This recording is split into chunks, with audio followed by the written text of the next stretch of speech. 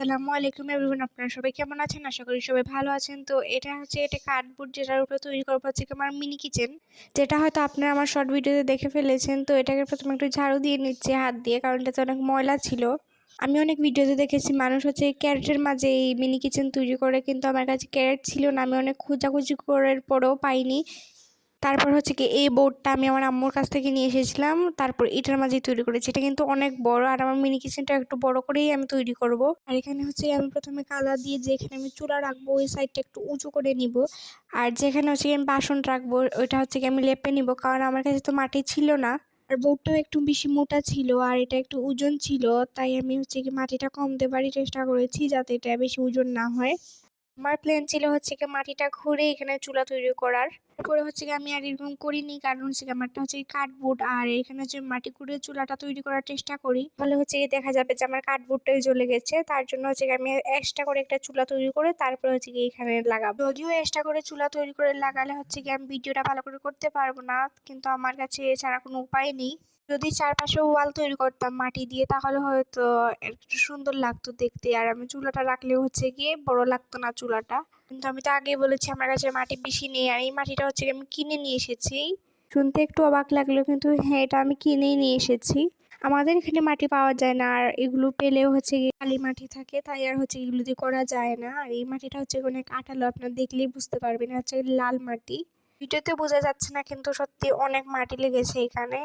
হয়তো দেখতে একটু ছোট লাগছে, কারণ আমি একটু উপর থেকে ভিডিও করছিলাম তার জন্য। আর ভিডিও ক্লিপগুলো সুন্দর করে নিতে পারছিলাম না, কারণ আমার কাছে কোনো স্ট্যান্ড নেই। আর আমি এক হাত দিয়ে ভিডিও করছিলাম, আর এক হাত দিয়ে হচ্ছে গিয়ে এই যে মাটিটা দিচ্ছিলাম। আর অনেক বৃষ্টি বৃষ্টি ভাব চলে এসেছিল, তাই এটা হচ্ছে ঘরের ভিতরে নিয়ে চলে এসেছি। আর এখানে আমি তৈরি করেছি হচ্ছে কি বেড়া, যেগুলো আমি অনেক কষ্ট করে তৈরি করেছি। আর আমি তো বললাম আমার কাছে স্ট্যান্ড নেই, না হলে আমি এগুলো তৈরি করার ভিডিও দেখাতাম আপনাদেরকে।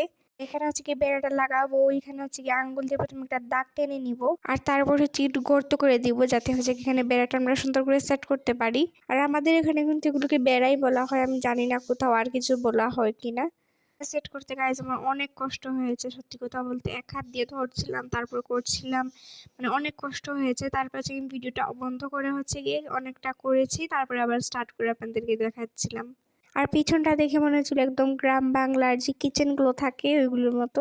পাকঘর, হ্যাঁ এটাকে পাকঘর বলা হয়। তারপর এখানে আমি আরেকটা বেড়া তৈরি করেছিলাম। এটা তৈরি করা তো সহজ ছিল, কিন্তু জানলাটা কাটতে আমার অনেক কষ্ট হয়েছে। আর এই অনেক কষ্ট করার পরেই তো আমার মিনি কিচেনটা তৈরি হয়ে গেল। এখন আমি আপনাদেরকে দেখাবো আমি কিভাবে মিনি কিচেনের জন্য চুলাটা তৈরি করেছি।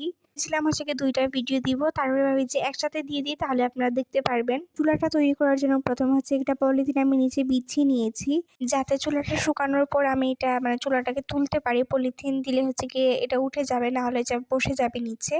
যেহেতু কাদাটা একটু নরম তৈরি করেছিলাম পানি দিয়ে, তার জন্য হচ্ছে কি আমি একসাথে হচ্ছে কি যে চুলার মুখটা রয়েছে সেটা আমি একসাথে দিয়ে দিচ্ছি। আপনারা চাইলে হচ্ছে কি অল্প অল্প করেও দিতে পারেন। এখানে মাটিটা হচ্ছে কি আমি ইচ্ছা করে নরম করেছি, কারণ মাটিটা যত নরম হবে চুলাটা ভাঙবে না। মানে চুলা তৈরি করার পরে দেখা যায় যে চুলাটা ফেটে যায়, এই সম্ভাবনাটা একটু কমই থাকবে। আর ফাটলেও হচ্ছে এটা বেশি ফাটবে না, তার জন্য নরম মাটির প্রয়োজন বেশি। দেখতেই পাচ্ছেন আমি কিভাবে চুলাটা তৈরি করছি, আপনারা আমার হাতের দিকে লক্ষ্য করলেই বুঝতে পারবেন। এটা কিন্তু খুব ভালো করে ফিনিশিং দিতে হবে, যত ভালো ফিনিশিং হবে চুলাটা দেখতে ততই বেশি সুন্দর লাগবে। ফাটল ধরার চান্সটাও কম থাকবে, যদিও হয় আর কি ভরা যাবে এরকম।